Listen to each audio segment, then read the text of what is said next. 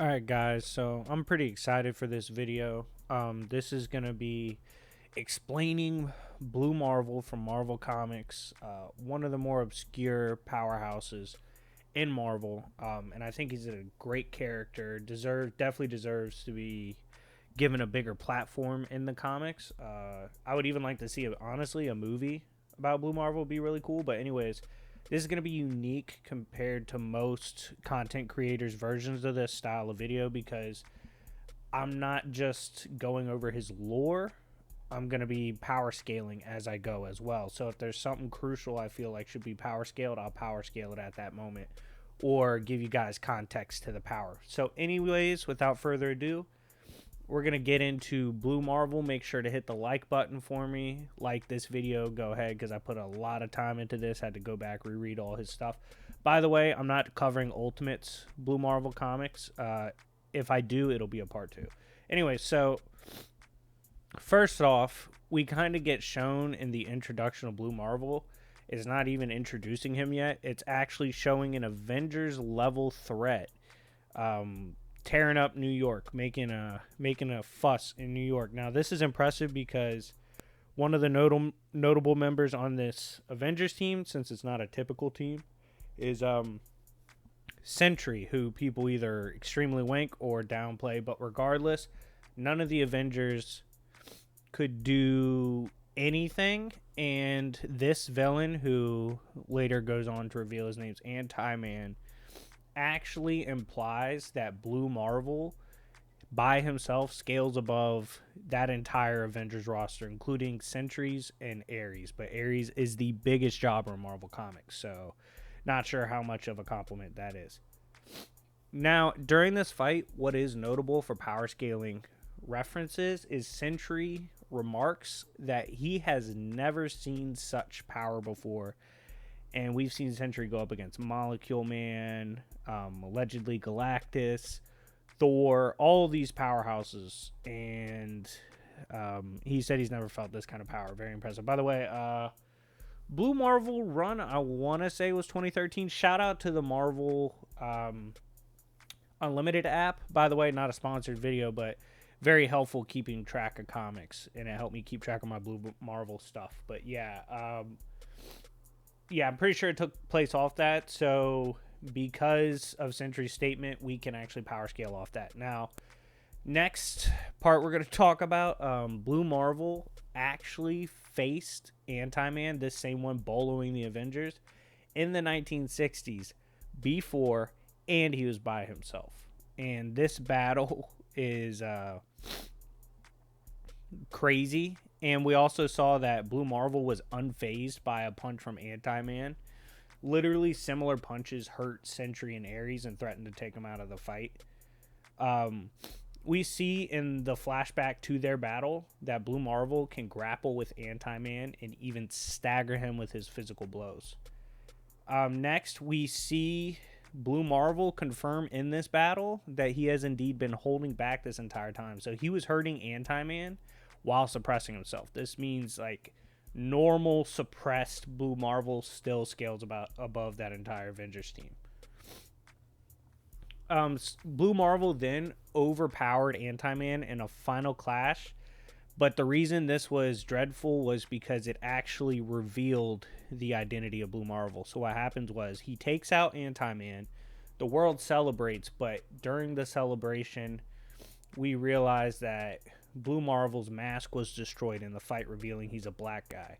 Now, this is a very big deal because in the 60s was a civil rights movement, and white people in the comics were scared of this new black superhero. What if he rises up and, destroys us?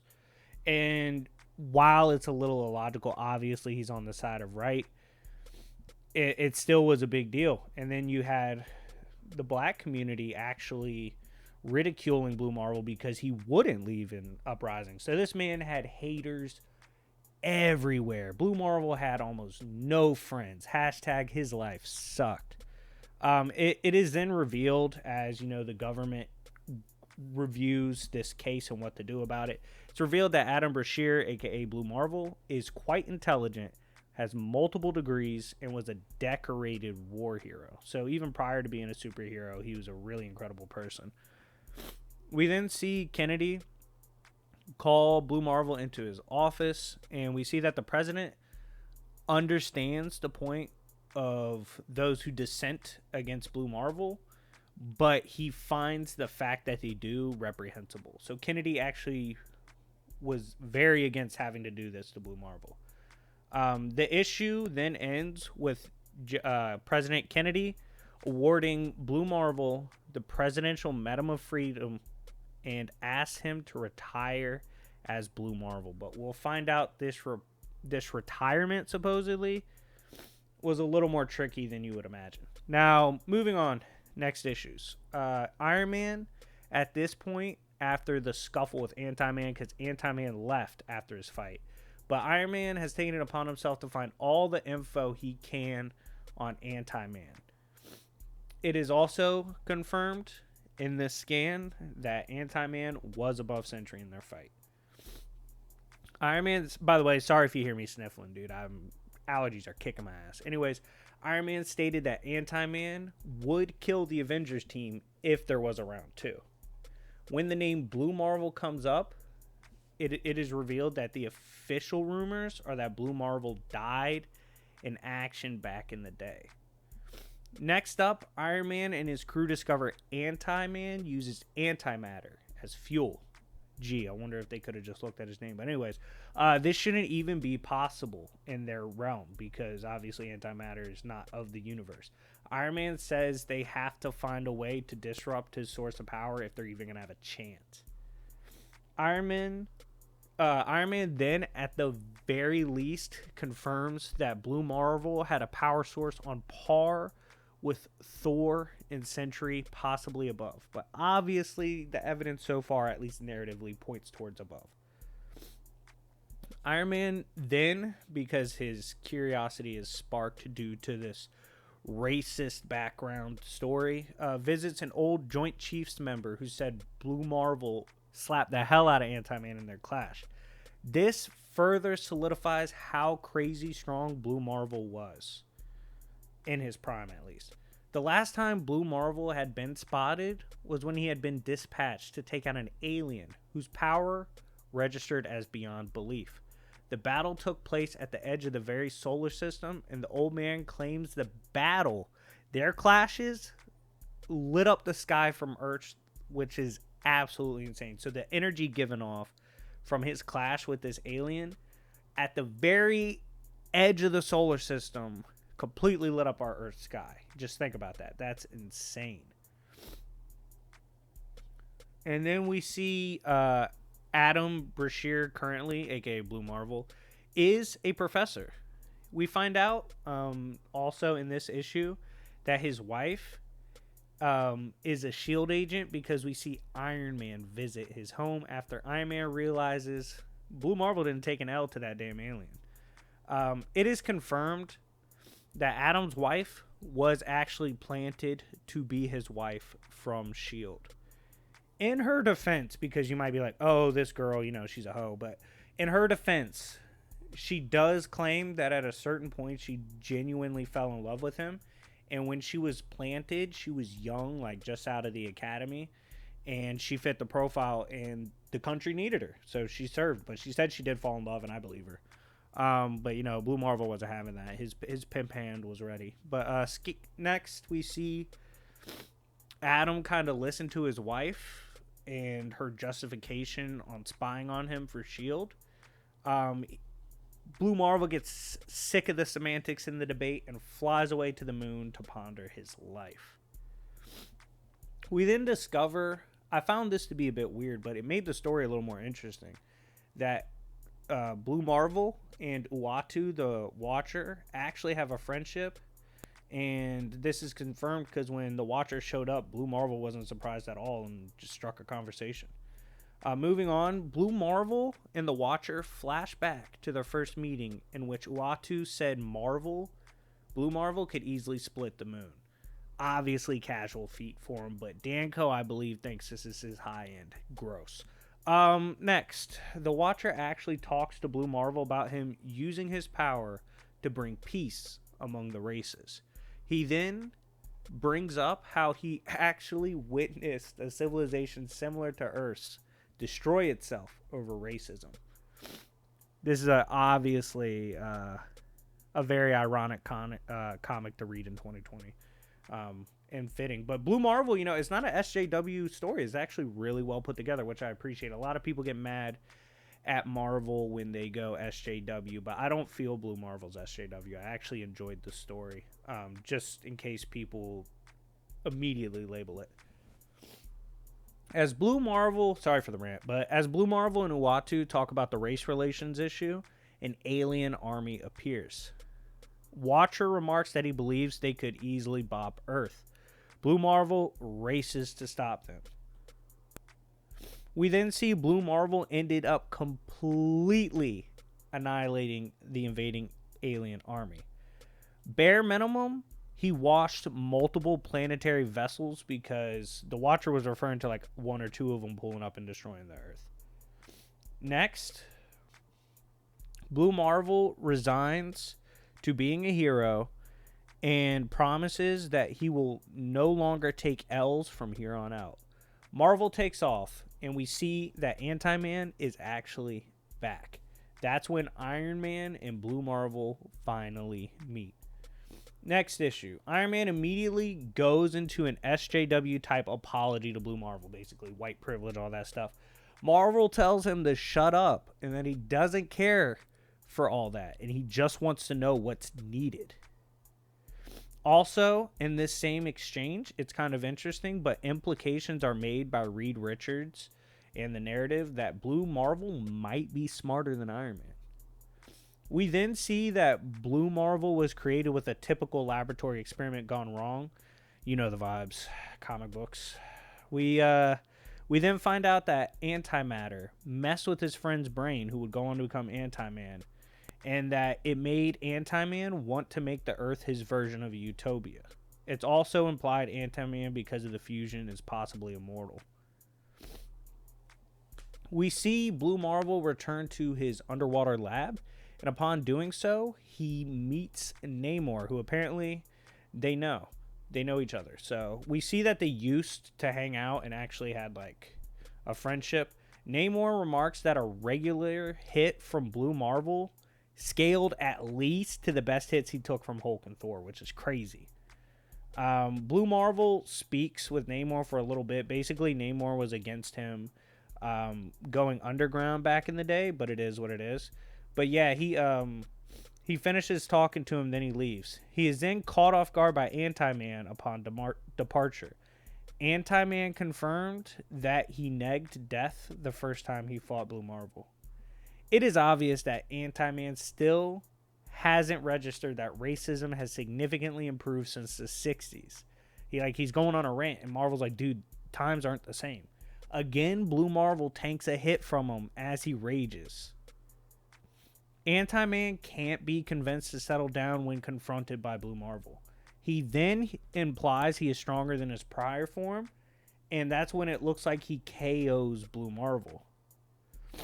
Next comic opens up with Anti-Man reaffirming that due to humanity's history of hatred and violence against themselves, he now feels like he has to shred the world and rid it of the evil. Blue Marvel confirms that Anti-Man's power has grown in the time gap between their clashes. He then says they need to bomb him with positive matter. The planetary blast Blue Marvel claims he can contain, because doing so would be planetary. Blue Marvel has gone rogue to battle Anti-Man later in the story, and the Avengers set out to stop him because they're idiots. They then jump him, and he tanks multiple hits from the entire team. Sentry and Blue Marvel then go on to have a bit of a one-on-one scuffle. Marvel gets sick of Sentry's tomfoolery and decides to punch Sentry so hard that he BFRs him to space. Because Sentry was like, I'm hitting you with a force of 1 billion suns. Like, you think you could take me? And Blue Marvel's like, bro, I didn't even hit you yet, for real, and just uppercuts his ass. Next, Blue Marvel shrugs off the Avengers team after boloing Sentry. That's when Sentry then comes back after getting BFR'd and hits Marvel from behind after he dealt with the team. They scrap again, and finally Marvel is momentarily down from exhaustion, but Sentry is as well, despite getting multiple hits in early uncontested, as did his team as well. So this is crazy. And it's kind of dishonest to say, like, oh, easily stalemate. No. Sentry had way more advantages. Once again, Anti-Man is just tanking the combined efforts of the Avengers when they pull up. However, Adam's arrival, aka Blue Marvel, alarms Anti-Man, which reaffirms the narrative that Blue Marvel is above the Avengers. Blue Marvel then manages to absolutely rock Anti-Man and temporarily remove him from the fight. This same Anti-Man wasn't even budged by the entire Avengers team. Marvel comes up with a way to scramble the molecular structure of Anti-Man. His intelligence clearly impresses Reed Richards, who is the smartest man in Marvel. Blue Marvel's wife, the ex-spy Candace, proves she is the typical dumbass female in distress in comics, and as a result gets boloed by a deflected Anti-Man blast. I mean, she got bodied. Despite being physically, mentally, and emotionally drained after all of this, Blue Marvel is still strong enough to manhandle Anti-Man and lead him to his death. We then see a few more feats occur in the Avengers run in 2013. Issue 2, Blue Marvel is shown to still be hanging around his underwater lab, and he still frequently talks to the Watcher, at least knows him. We saw that when Shuma Gorath was summoned to Earth by controlled Doctor Strange, Blue Marvel was casually able to blitz Shuma Gorath and bust through him, although Shuma Gorath did come back stronger. He was able at one point, after Spectrum got compromised by Proxima Midnight, he was able to casually fix her. She was being split apart by the literal particle. His antimatter hacks negged the molecular breakdown and actually amped Spectrum after. So this is quite impressive. He then revealed that he speaks German, which was random and surprising to me. And he bullied goons that are labeled as world-threatening. Now, could this be hyperbole? Maybe, but still, kind of interesting he speaks German. It is clear from the convo between Kalu, the Dark Magician, and Spider Hero that Blue Marvel is a problem. Kalu has been around since Strange Tales and pressed a prime classic Strange. He was then shown in Mighty Avengers, Blue Marvel was, to have invented a dimensional gateway by himself. After the death of the Watcher, he promises to avenge Uatu. He is also capable, and this was a crazy scene, of helping Uatu's developing baby see the, quote, universe. But based on the Uatu's role, which is to overlook an infinite multiverse, he might have very well been helping give the energy to see that, which is insane. We then see later in the story in flashbacks that 1970s Blue Marvel doesn't need to breathe. He confirms like breathing doesn't matter to him, and he boloed dark magic users who tried to hack him and control his body. His team, including Blade, later gets negged by water bending possession. Basically, this guy controlled all the water in your body and thus controlled you. Marvel responds by creating his own particle light. Negs the control, opens his eye, and beam one-shots the sorcerer. So, anyways, guys, that's basically it for that run for Blue Marvel. That story itself with the Avengers is insane, including a new character we got, which is the Avenger Prime. If y'all want a video on a Avenger Prime, let me know. If y'all want me to cover Ultimates Blue Marvel, let me know. But anyways, guys, thank you for watching. I enjoyed reading through the comics again. I really like Blue Marvel. As you can see, he scales above one of the versions of the Avengers that included Sentry, so that's very impressive. He's a beast, and I might use him in a versus battle soon. But anyways, guys, check out my memberships. Thank you for watching. Hit the like button. We're growing fast. I want to grow even faster. Let's get it going. But anyways, it's been your favorite villain, and I'll see y'all later.